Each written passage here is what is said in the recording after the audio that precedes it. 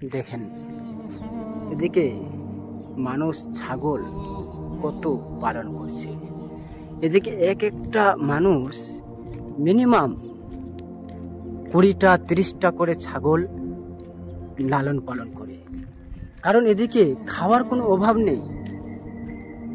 আপনি যেদিকে নজর করবেন সেদিকে শুধু ঘাস আর ঘাস। দেখছেন কত ঘাস রয়েছে। মূলত আমাদের দিকে এইভাবে এত ঘাস আমরা দেখতে পাই না, তাই এদিকের মানুষ অনেক সুখী। কারণ এদিকে কোনো পশুকে পালন করার জন্য তাদের কোনো চিন্তা করতে হয় না। এক একটা পরিবার 20 থেকে 30টা পশু আরাম থেকে লালন পালন করতে পারবে, কারণ এদিকে খাওয়ার খরচা অনেক কম। আপনি সারাদিন ছাগলকে নিয়ে চলে আসলেন, সারাদিন আপনার ছাগল এই ঘাস খেয়ে পেট ভরে নেবে। এই দেখেন সামনে একটি বুড়িমা ছাগলকে চড়াচ্ছে।